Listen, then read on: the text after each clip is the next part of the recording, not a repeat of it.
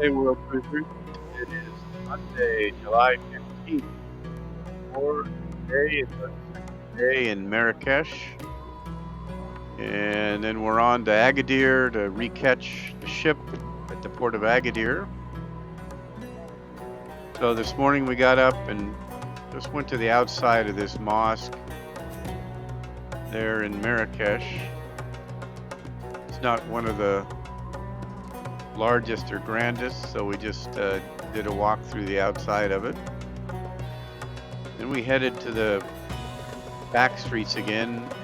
We're going to go to the Bahia Palace. But these are herbs and spices out for display in patterns. Really quite beautiful. But all of that stuff is, you could purchase it. So here's the Bahia Palace. If you ever wondered what a king or a monarch of Morocco would live in, this is what it looks like. And I think it was used up until fairly recently. So this is called a riad. It's a garden inside the palace. It's supposed to be like paradise. There's fruit trees growing in it. It has a fountain so that you could spend your time here and not have to go outside the palace. You could feel like you were in paradise walking around inside the palace.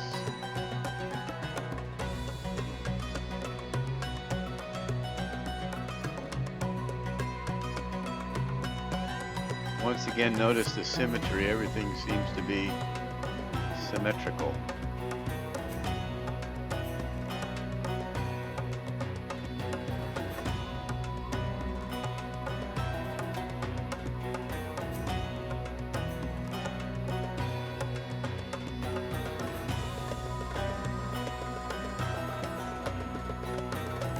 That's our guide there in the yellow shirt and the hat. So it's always hot here, usually.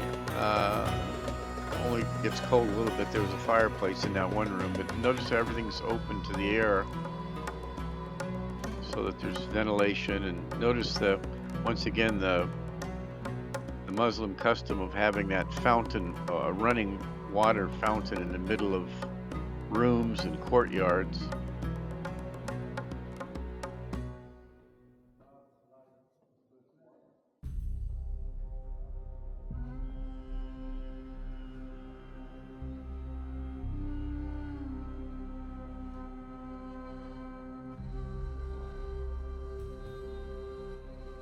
This is the main courtyard, kind of like a parade ground thing, where they could entertain large groups of people.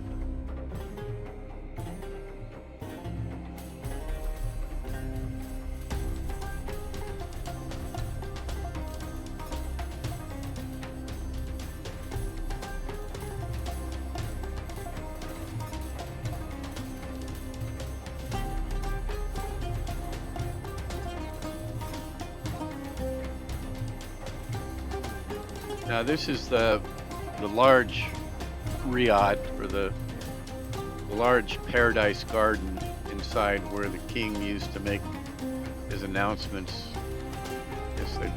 When they brought in television coverage and stuff, he would sit in that niche there in that garden. And this is the king's apartment where he used to live. Notice the fountain in the middle of the room again. Over on the left is the bedroom.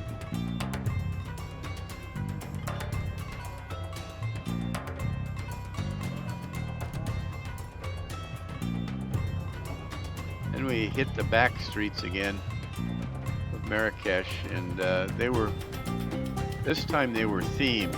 Like each area had a certain theme of the artisans or whatever that were making and selling things.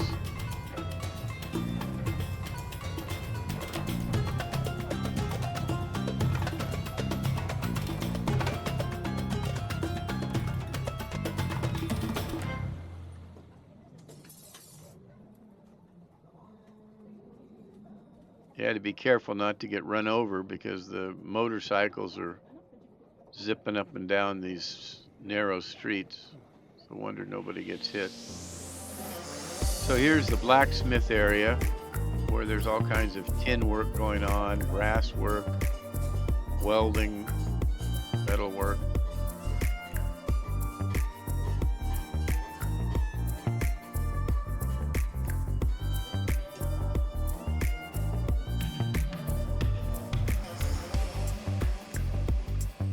Here's some beautiful brass work. Lamps, silver work.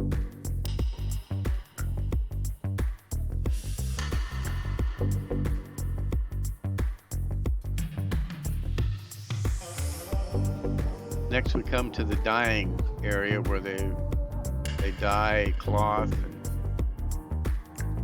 and they showed us what natural pigments they use. Some are dyed in hot water, some in cold water.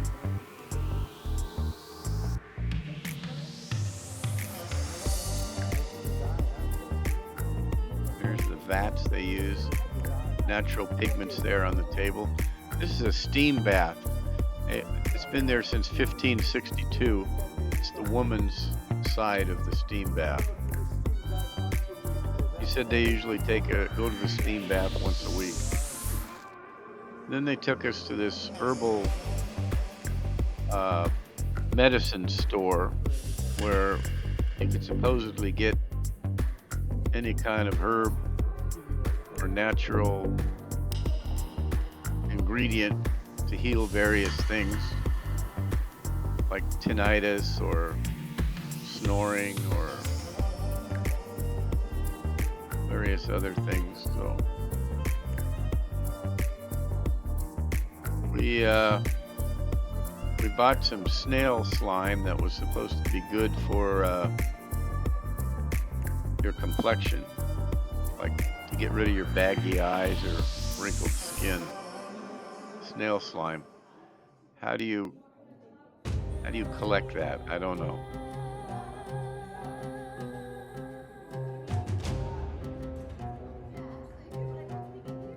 Anyway, we did get some saffron and a few other things here. They also had a little bit of cooking spice. We got a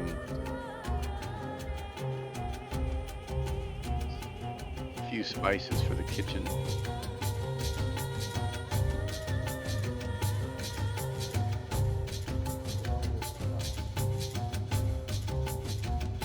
Anyway, they sat us all down in that room and gave us about a 15-minute speech on what all that stuff does. Now we got in a traffic jam here, because the guy selling bread had to get his cart out of the way so the donkey cart could get through. I'm sure there was some choice words spoken there. I brought his cart back out. Okay, then we got on the bus. We headed from Marrakesh 3 hours to Agadir, and this is the beach at Agadir. We didn't get to spend much time in Agadir because we had to get back on the ship before it left the port that evening.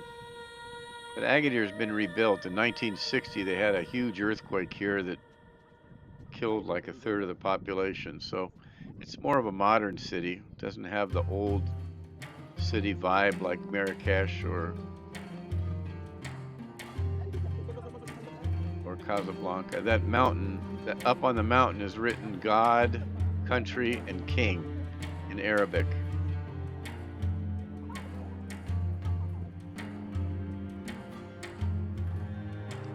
So it was another beautiful day. It was over 100 in Marrakesh, and here on the beach it was probably 79 degrees, and the water was probably 75 degrees according to Laurie, who dipped her feet in the water.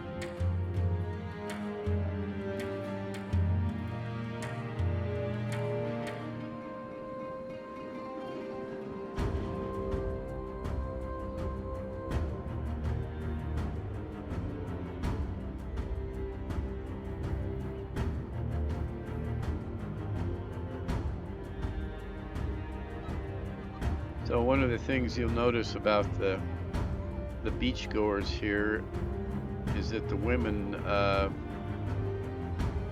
mostly totally covered up. And I didn't, even when they swim, they swim in the same clothes that they're sitting in. And I didn't see too many of them swimming, so.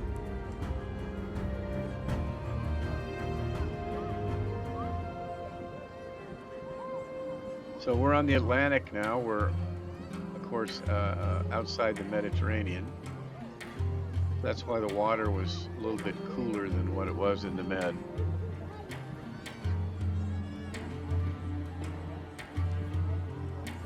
To be the Atlantic coast of Africa.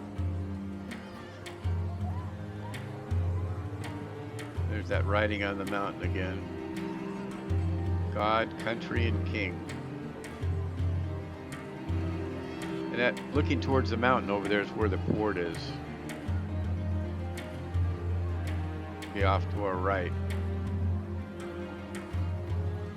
It was about 15 minutes from this beach back to where the ship was docked. But we made it back in time, and our time spent in Morocco was absolutely fascinating. We loved every minute of it. Walking the back alleys and seeing the palaces, and just amazing. So we get one sea day. This is port day 18 of 18. It's the longest stretch on our trip where we have no sea days. We have one more stretch of 17 straight port days. Tomorrow's a sea day, and then after that we're off to Lisbon, Portugal. So stay tuned for Lisbon.